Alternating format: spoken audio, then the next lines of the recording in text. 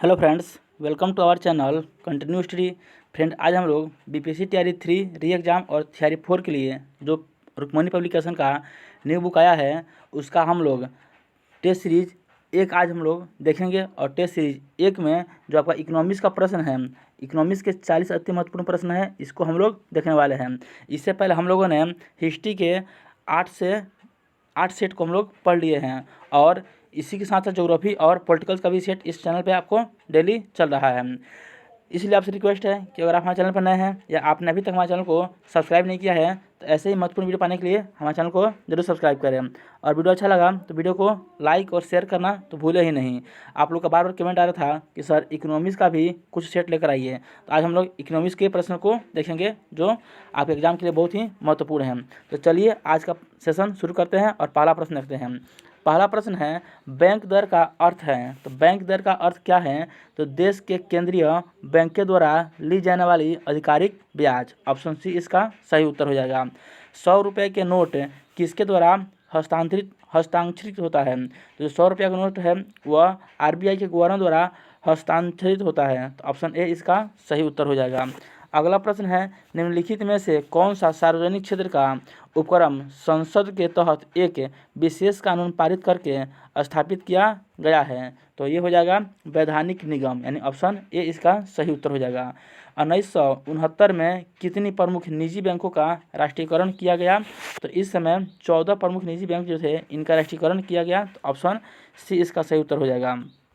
अगला प्रश्न है, वर्ष 2021-22 के लिए निम्नलिखित मदों पर बिहार के कुल व्यय राजस्व खाते का अवरोही क्रम में सही करना है, यानी अवरोही क्रम में इसको चुनना है।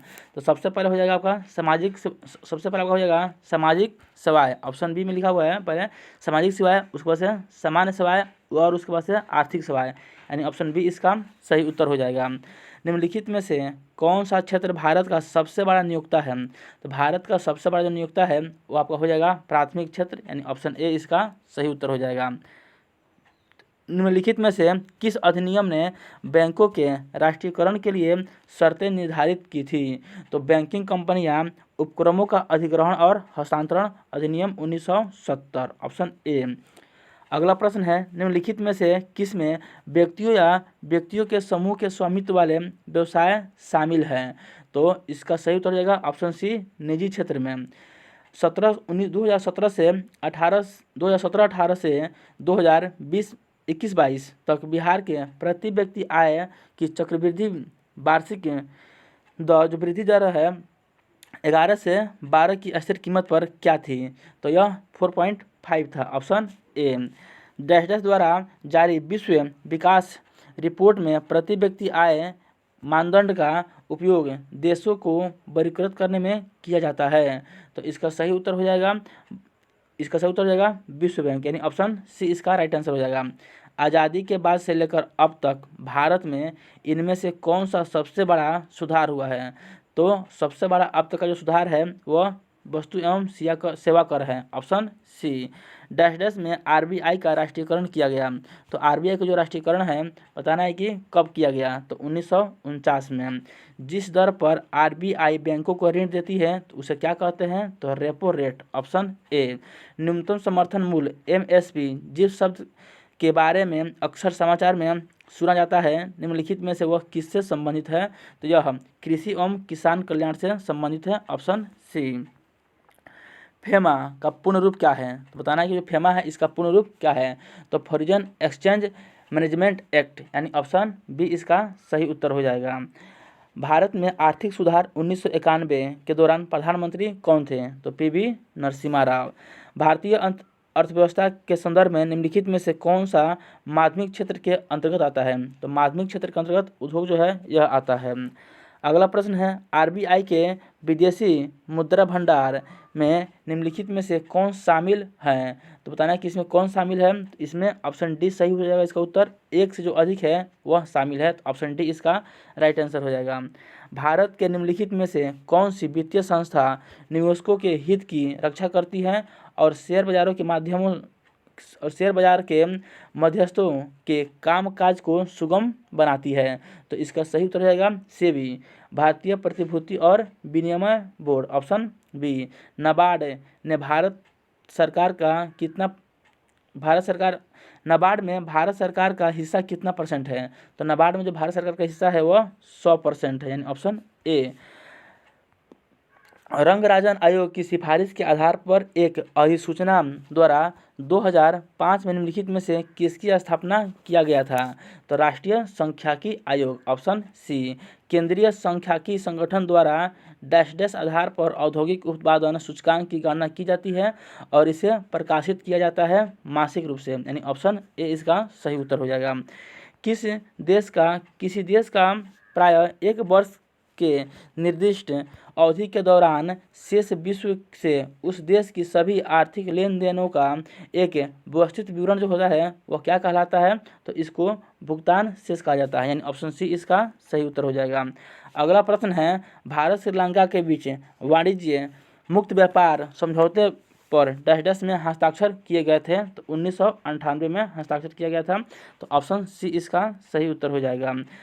भारत गणराज्य के प्रथम बैंक नोट 2 रुपया, 5 रुपया, 10 रुपया, 100 रुपया के मूल वर्ग में डैश डैश में जारी किए गए थे? तो इसको 1950 में जारी किया गया था। तो ऑप्शन ए इसका सही उत्तर हो जाएगा।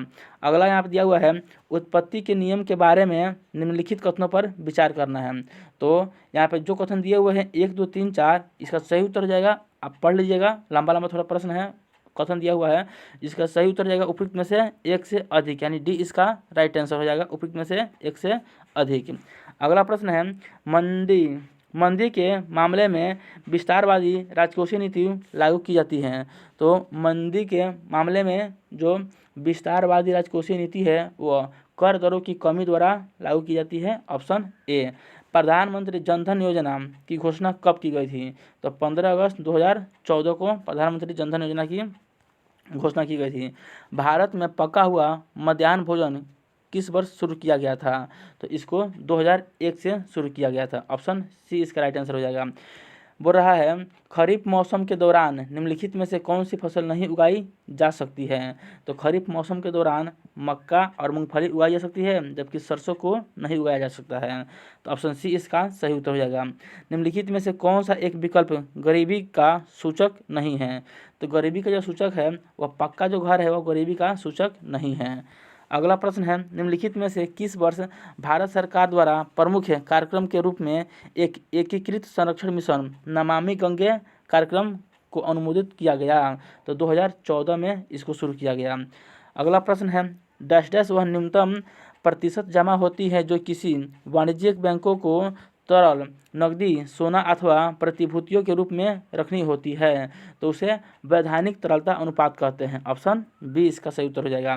करेंसी नोटों के मूल्य की पहचान दृष्टिबाधित व्यक्तियों की सहायता हेतु आरबीआई ने निम्नलिखित में से कौन सा मोबाइल ऐप प्रस्तुत किया है?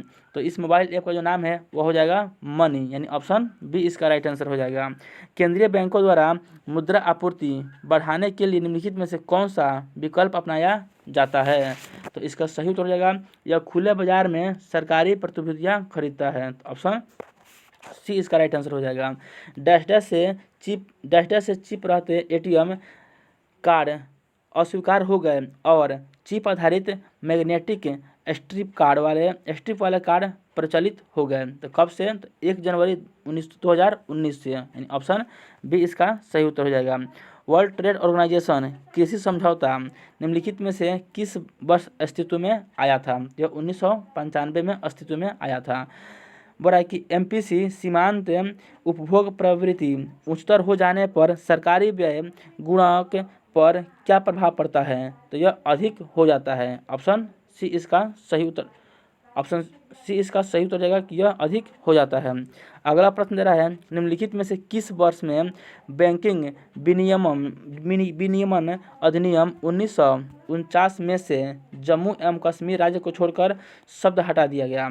तो इसका सही उत्तर हो जाएगा 1956 में, ऑप्शन सी।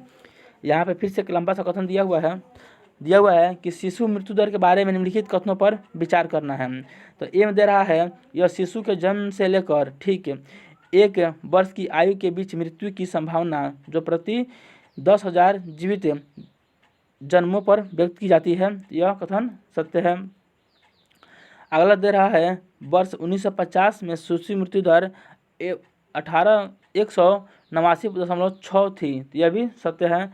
सी कह रहा है वर्ष 2019 में शिशु मृत्यु दर 30 थी, तो यह भी कथन सत्य है। तो और ऑप्शन में 4 है, यह कथन असत्य है। इसका सही उत्तर हो जाएगा ऑप्शन बी, उपयुक्त में से एक से अधिक। तो फ्रेंड यही आपका इकोनॉमिक्स का 40 अति महत्वपूर्ण सेट 1 का प्रश्न था, जो आपके एग्जाम के लिए बहुत ही महत्वपूर्ण होने वाला है। ये वीडियो आपको कैसा लगा कमेंट करके जरूर बताइएगा। वीडियो अच्छा लगा तो वीडियो को लाइक और शेयर करना ना भूलें तथा वीडियो को नीचे आप कमेंट कीजिएगा कि वीडियो को कैसा लगा, तो हम इसका नेक्स्ट पार्ट यानी सेट 2 और 3 भी लेकर आएंगे। ठीक है, वीडियो अच्छा लगा होगा तो चैनल को सब्सक्राइब जरूर करें। चलिए मिलते हैं अगले वीडियो में, तब तक के लिए आप सभी को जय हिंद।